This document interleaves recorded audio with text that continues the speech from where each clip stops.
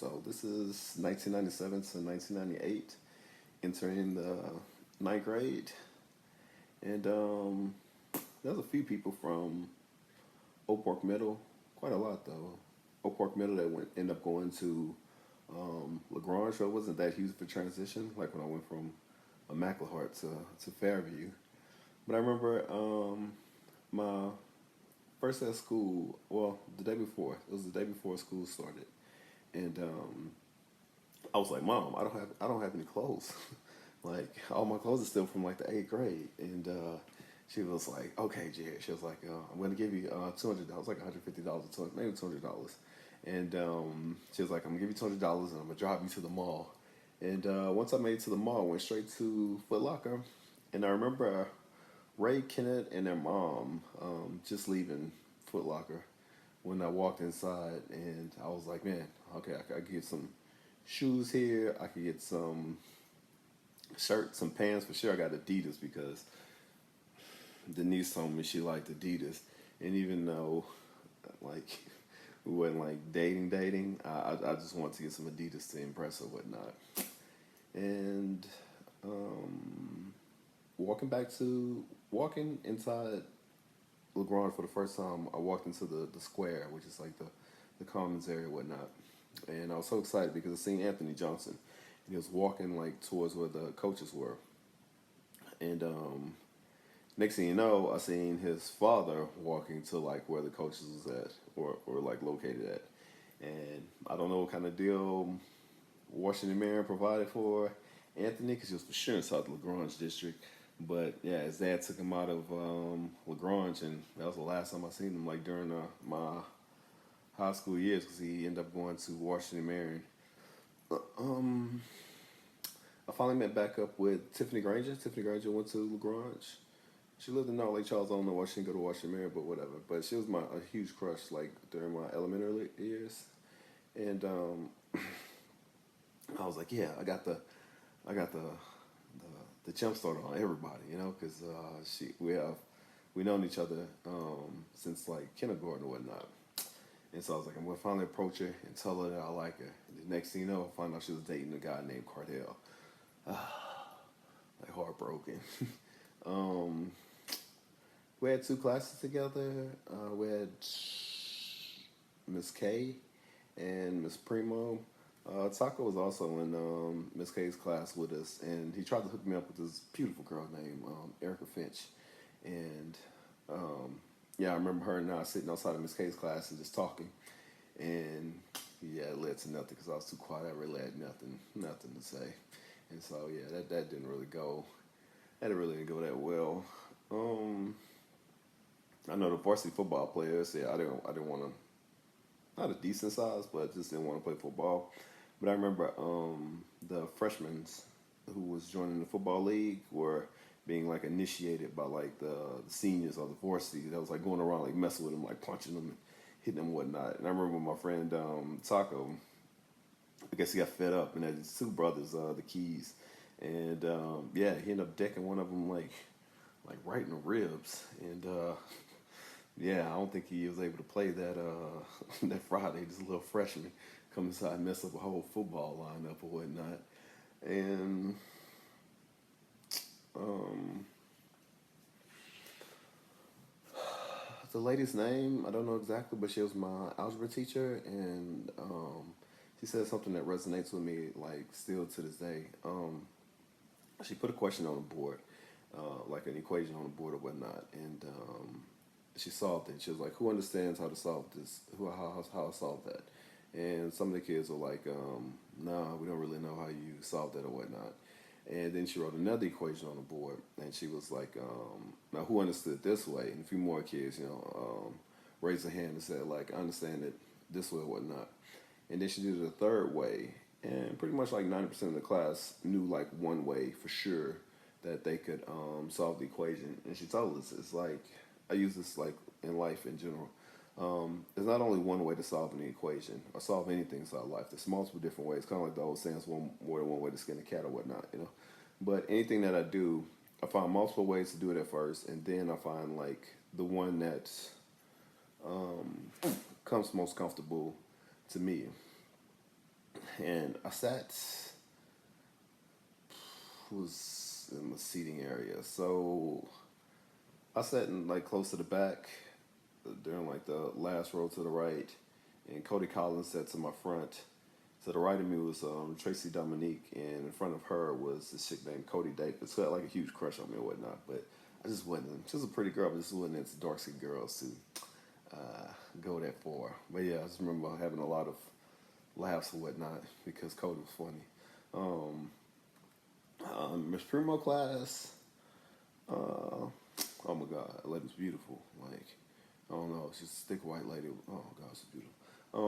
But inside that class, we had Larry Thibodeau, Tavares, Tiffany Granger. I want to say boyfriend Cardell's inside that class.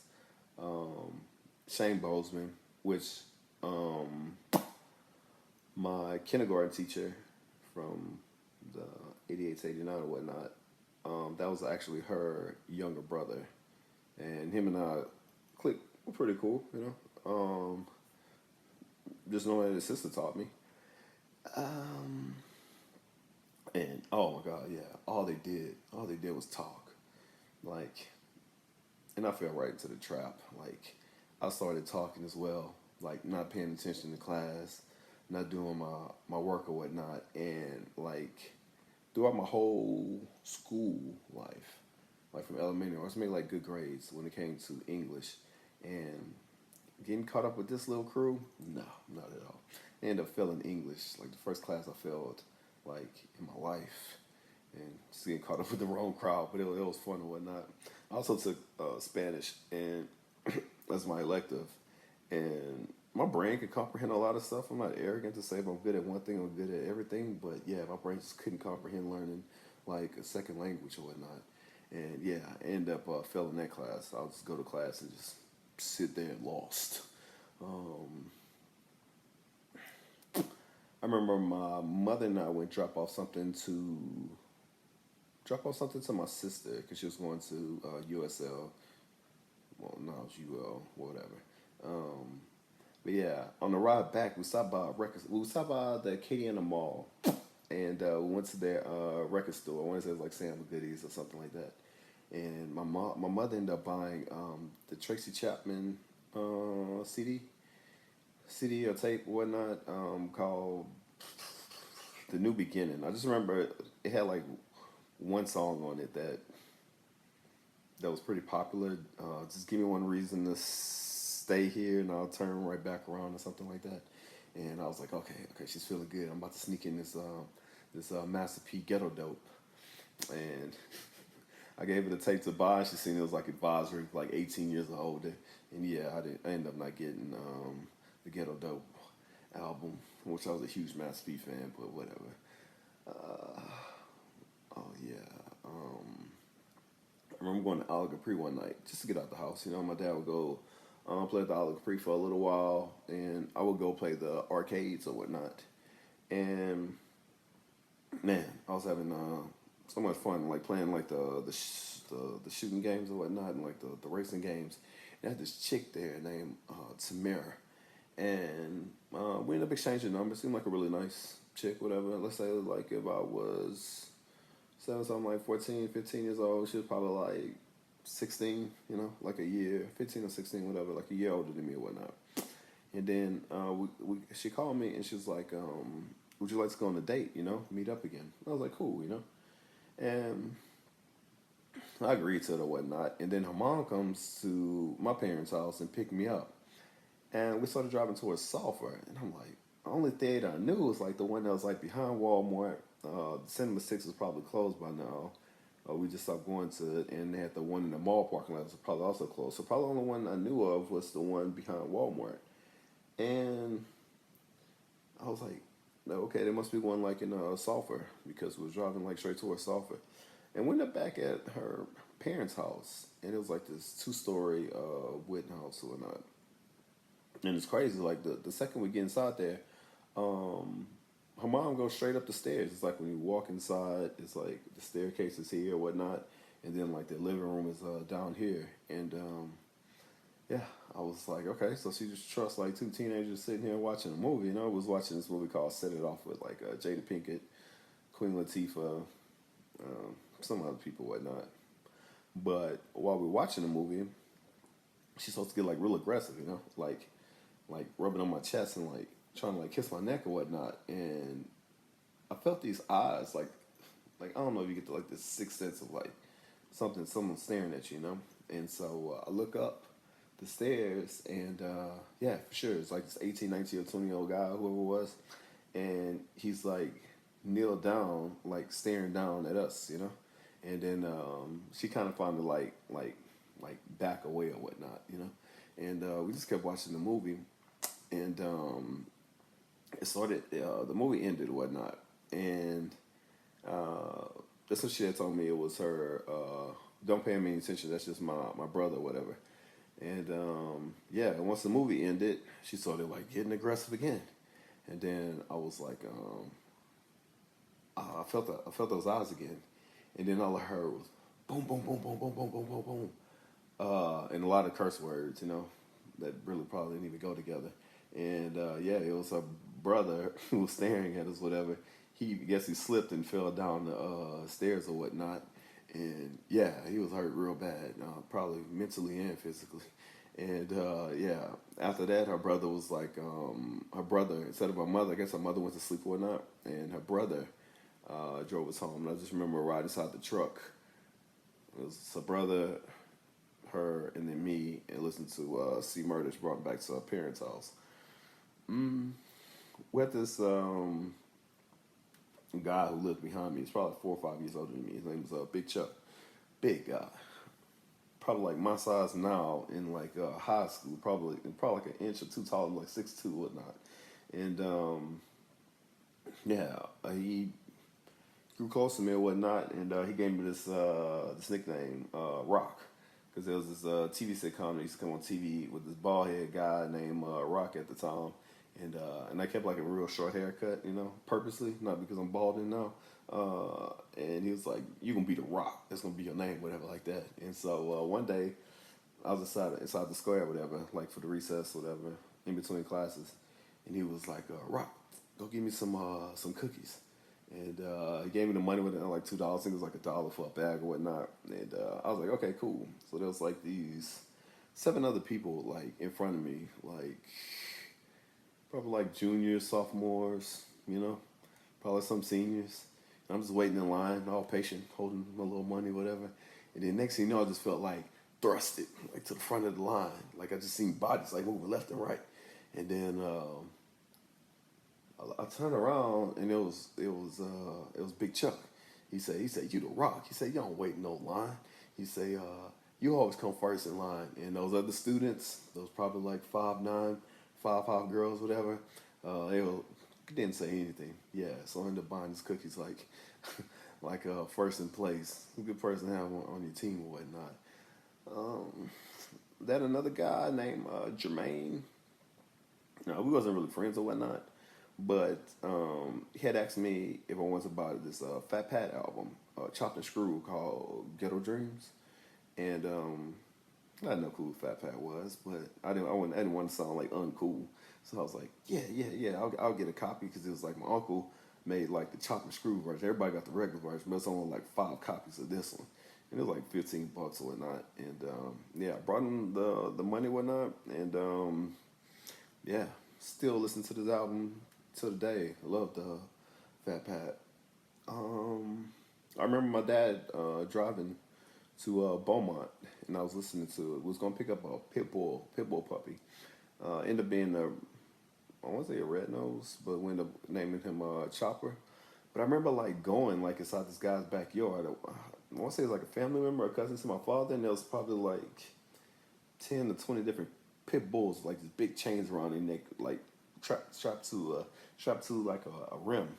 And I don't know if we fought the dogs or whatnot, but yeah, it was. I just remember seeing a whole bunch of pit bulls, and on these like little short chains.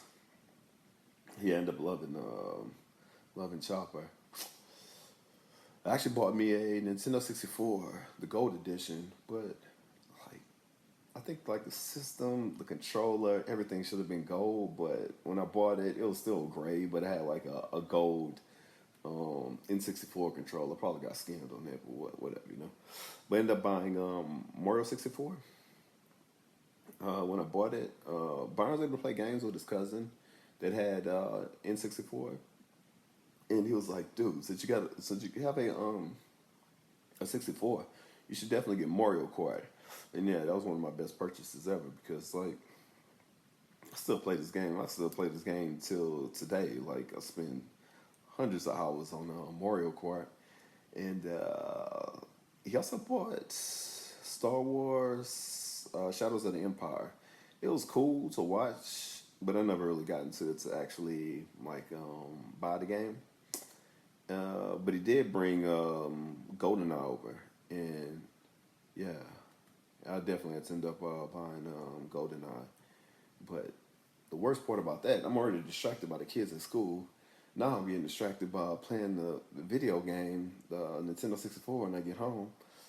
Yeah, and this wasn't a good combination. I remember being at Byron's house, and they had who was that? It was Byron, his cousin Randy Biagas, called him RJ, his other friend Dustin Leger, and me all sitting there, and I was just sitting there like in total, like quiet or whatnot. And Dustin was like, why that guy right there, Jared, so quiet, whatever like that. And then I was like, oh, this is just how Jared is. And then he came to the conclusion. He was like, oh, I know, because he a freshman sitting in the room with a whole bunch of big seniors. Like, oh my God, yeah. Being 1 year apart now, I'm 39, somebody being 40, it was a whole 10-year difference if you're just 1 year older inside high school, just one rank, sophomore to a junior. It's like this infinite knowledge more than what I have, whatever. And Denise had called me that March, and I just remember her and I not really connecting. Like the conversation was cool, but nothing really gained traction to be like, man, I need to talk to her some more. And she was probably like, I don't need to talk to this dude another day, so the phone calls quit or whatnot. And then the summer comes up, and since I failed the ninth grade for failing those stupid classes, my mother doesn't play at all. Like she's real huge on education, and yeah, this is like the first grade I ever had failed, and she was like, it was no options. I was going to summer school. She wasn't about to have me repeating the ninth grade over again. Yeah, so I had to go get my credits from summer school or whatnot. And I remember my mother, I was going to summer school. My mother went to San Marcos Outlet in Texas. It's like right near San Antonio or whatnot. And she bought me all kind of like Tommy Hilfiger, duck head shirts. I want to say like some Dockers. She had me looking fresh. I didn't deserve it, but man, yeah. I guess because you got a cheaper deal, it doesn't matter. I loved all those clothes. Oh yeah, my cousin Carlos.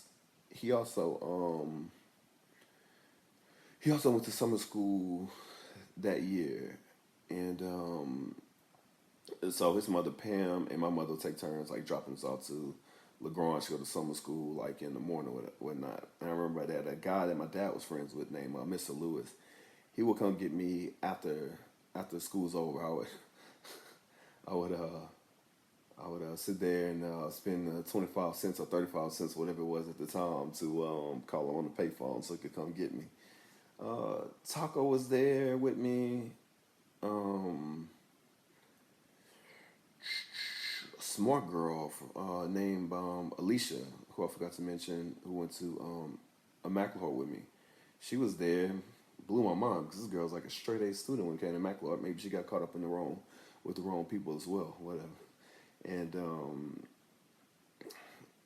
when I was inside the English class, I had this pretty chick from Lacassine. Her name was Quinetta. Very weird way of spelling it, but yeah, it's Quinetta. And so I was on the first row. She was like on the second row. And behind her was her cousin John. This dude's probably like 6'3", in like the ninth grade or whatnot. He was from Lacassine as well. And yeah, she, so it was her, John, and then like one seat over, one row over was me. And one day she handed her cousin John a note, and then John handed me the note. You know, I mean, I really didn't know who either of them were, but it was just a note saying like, I really like the way you look or whatnot. You know, she was like, do you like me? It was real high school type stuff, and I was like, yeah, yeah, yeah, yeah. And her mom worked at Memorial Hospital, which is like about a 15-minute walk maybe from my parents' house, whatever. And so she said, okay, I'll go to work with my mom and you can come meet me there. And so I walked like all the way there. We talked for like an hour or so, hour and a half, maybe 2 hours at the most, but nothing really came out of that as well because I guess I was too quiet as well. I just like listening. And who else is there?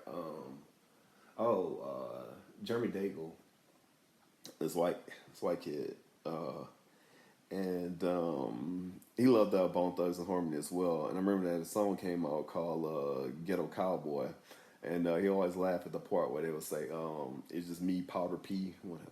You know, if they thought that was cool, whatever.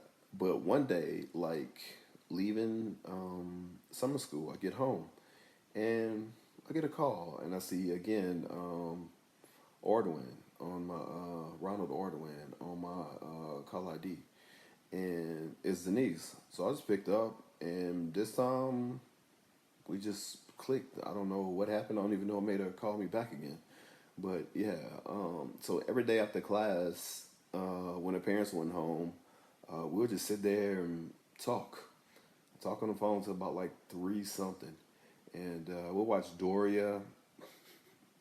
Well, she forced me to watch Doria, whatever. And when the parents would come home, she would just call me the next day. And so one time we finally actually decided to meet, and I never thought I would meet her like ever. So when we're talking on the phone, this is not 2022, whatever year you're right now, whatever year you're watching this in, where they have like a Facebook where you can type in somebody's name and see their picture. Like back then, like you just have to describe what you look like if you're going on a blind date. So for some reason, I thought it would be cool to look like Cameron, which is this rapper. And he got these real Chinese eyes, and they got these um, big old deer eyes, you know. But I stuck with it. I was like Cameron, and she was like, "Oh, cool. So you must look like Big Tigger." And that another model named Tyson Beckford who also had like bald heads or like Chinese eyes, whatever like that. And I kept up with that lie so much, and I didn't want to miss this date, you know. And so when she offered me to go on a date to Abundant Life, I was like, screw it. She's gonna have to deal with this person, you know. Man, I ain't that bad looking, and whatnot. And so my mom dropped me off to Abundant Life, and we went inside this like youth group section where like teenagers giving like their testimonies or whatnot. And yeah, it was cool just sitting there with her or whatnot. And then after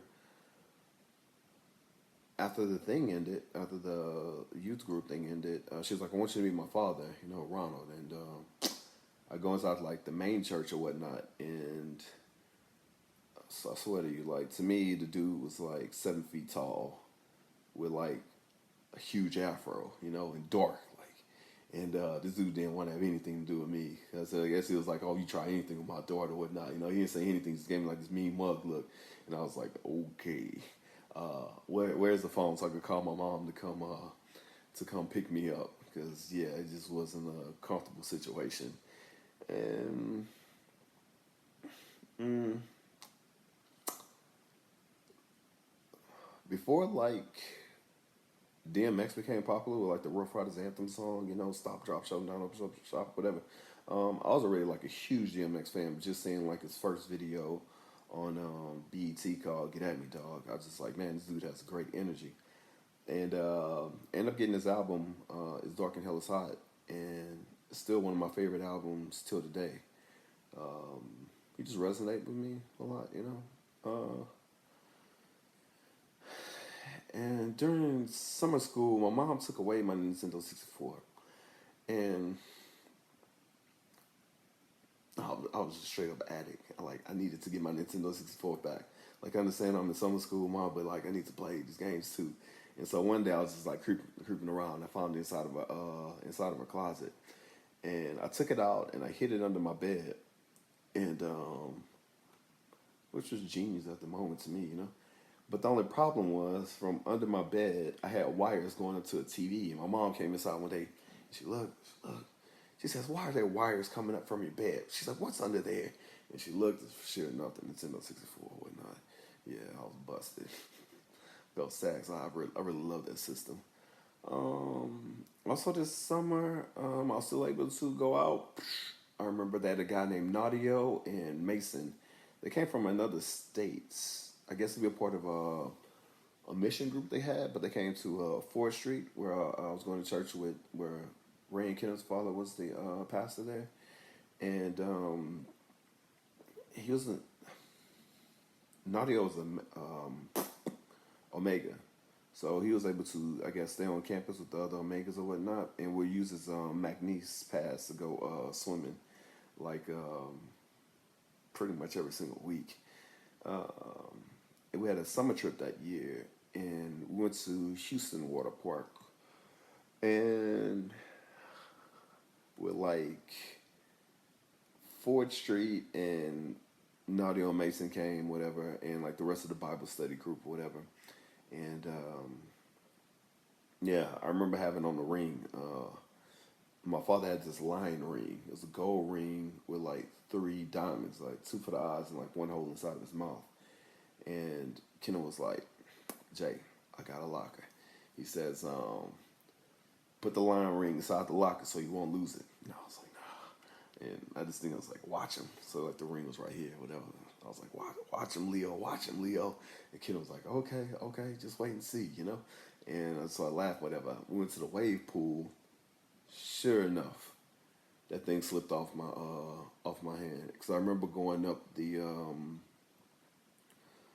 that of a huge water slide, and Naudio was in front of us, and Ken and I was behind him, and was walking up those wooden steps to go to the top of the water slide with like the inner tubes and whatnot. And I said, "Kenna, I can't find my ring." He was like, "I told you to put that thing inside the locker." And I was like, "Oh man!" Went back to the wave pool. It was impossible to find that ring. So yeah, my bad, Dad. I really should have put it inside that locker. Ray Dad had bought a ping pong table, and we would play pretty often. Nothing real big, but it was something to pass time. I remember The Last Dawn, Master P. The Last Dawn this year came out, and that was one of my favorite albums. I remember getting inside of one of the reasons why I love to educate myself and learn as much as I can. I had a little argument with Ray because Ray was like, "Master P, the best rapper ever. Whoever wrote a song, they wrote a letter to the president." They didn't have anything come back, and then come to find out like a few years later, and I listened to Tupac album. Tupac had did it like 3 years before Master P ever done it, or whatever. I know like during the closing of the summer, Denise and I had another date. I guess the whole camera on thing didn't really matter, whatnot. And we went to the movie theaters to watch H2O, Halloween H2O. And it was, I guess, the 20th anniversary for the H and 2O and whatnot. And her cousin brought her to the movie theater behind Walmart. And I asked Byron, I was like, can you drive me to the movie theater? Because they had this like permit or whatever to drive. And he was like, "Nah, I'm not able to get my mom's van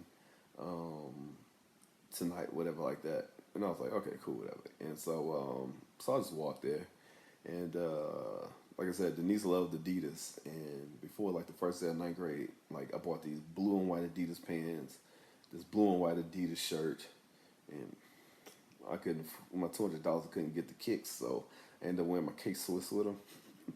And yeah, I walked all the way inside my little fresh outfit there, and we bought the tickets for Parent Trap, but walked into H2O, the Halloween, because it was too young to get tickets because it's rated R or whatnot. And yeah, by the time we get there inside the movie theater, it was like during the ending of H2O. I just remember him. It was going down like this chute, I guess, where you drop like clothing and whatnot. And then I remember him coming down like the beam or whatnot. We probably had about 20 minutes left inside the movie, whatever. And yeah, after the whole little thing, just talked, and she called her cousin, and he came pick her up. And I remember I was walking home, and I seen Byron driving to his cousin RJ house, and I was like, well, I guess he got the van. I was just hating. I don't know for sure. Never asked him. Yeah. I used to get my hair cut at my cousin Big Mo barbershop, and a lot of times he would drive me back to my parents' house. Like my dad would drop me there probably like about 4 o'clock after school, and I'll just sit there till like 9 o'clock, 4 hours, whatever, until it was time for him to close his shop, and then he would drop me back to my parents' house. And I remember one time, him and a friend was driving me back to my parents' house, and he was like, "You want to go to Mr. Getty's?" And I was like, well, "Yeah." you know, again, pizza is like a delicacy inside of our house or whatnot. And so ended up getting my little nephew Devin. So Devin was probably like 6. Yeah, it's 1998, so it's like 6. And well, I went to the movie theater. I mean, to the pizza place, Mr. Getty's, and ate. And like now, I mean, to him, it's probably making like $200 or $300 a day. So spending an extra little $10 on me was nothing, but it meant the world. So I would try to help out all the youth as I can, because I know, even though it may be not a lot to me, it's a lot to them. Um, oh yeah, I met what's that girl's name? Joanna, and she was not that attractive, but she was light skinned. She went to Fourth Street. She was part of a Bible study and whatnot. And she was friends with this girl named Crystal. Ray was dating Crystal, and went to this Power Christian meets.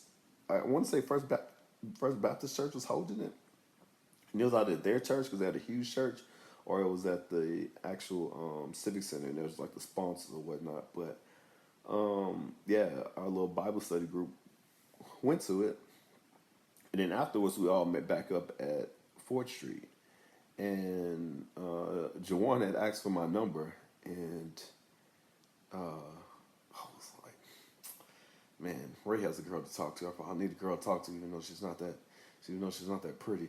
And so I was like, screw it, man. So I ended up giving her my phone number, and I guess she got a lot of fake phone numbers, because the first thing she did was she went to the church phone, called it, knowing I'm right there next to her, and asked my parents, "Is Jared home?" And my mom was like, "No, he's at a church event," and she was like, "Okay, so it's the real number or not." Um, it's closing the summer, like little small memories. I remember Ray Ken and I was like one day just starving, just talking about food, like we wish we could eat, like just dreaming, like a hamburger or whatever, a pizza or something. And Byron would pull up with these. Byron would always go to Arby's and get these barbecue sandwiches. And he just pull them things out and just eat them like right in front of us, like no care in the world. And another random memory. Oh, I remember Miss Jerry, Ray and Kenneth's mother, was driving us home from 4th Street Church, and we were by St. Louis high school. I want to say it was like Enterprise or whatnot. And so we all looking straight, and then next thing you know, she was like, "That's Pastor Norman Thomas, or Thomas Norman, whichever way his name goes, church." I don't know if it was like a billboard or the actual church or whatnot, because the next thing you know, all I remember was going side by side, side by side. The car was playing ping pong with the left and right side of Enterprise. And then she finally came to like a halt, and she was just like, I know her heart was beating fast, because it was not just her kid. She had me inside there as well. And she was like, are y'all okay?